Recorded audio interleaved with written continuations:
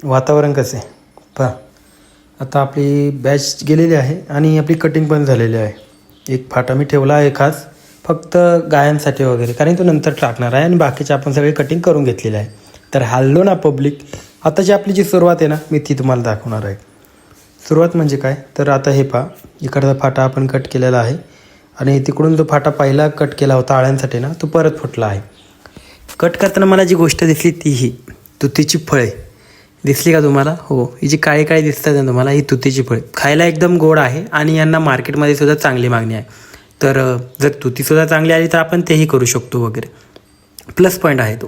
त्याच्यानंतर आपण लगेच ना सर्व याच्यामध्ये ना खुरपण वगैरे घेतलं पहिलं, जेणेकरून आपल्याकडे गवत जास्त माजायला नको. हे पहा, रोपांना आता फुटवा चांगला झालेला आहे, कटिंग वगैरे होऊन आपण खुरपण वगैरे सर्व घेणार आहोत वगैरे.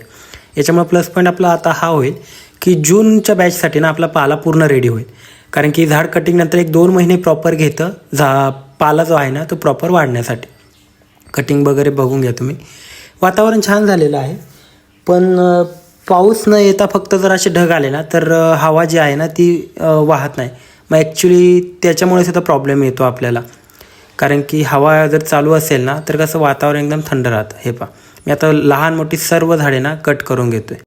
हा पहा, आता तुम्ही म्हणशाल कटिंग का करून घेतलं ना, तर ॲक्च्युली पाला आपला जुना झाला होता, त्याच्यावर बोकड्या वगैरे आले होते आणि धूळ खूप जास्त साचली होती. पाला जसा जुना होता तो पिवळा पडायला लागतो. त्याच्यामुळे हे पहा, शेडच्या बाजूचं ना हे पूर्ण जे प्लॉट आपण आहे आता तो कटिंग वगैरे करून घेतलेला आहे.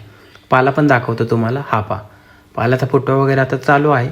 लवकरच याला आपण फवारणी वगैरे पण घेणार आहोत. का? कारण की आता पहिल्यापासून प्रोसेस चालू झालेली आहे आपली. कटिंग नंतरचा मेन खेळ असतो ना तो तुम्हाला आता मी दाखवणार आहे. हरकत नाही, चालायचं, सर्व गोष्टी या चालूच असणार आहेत.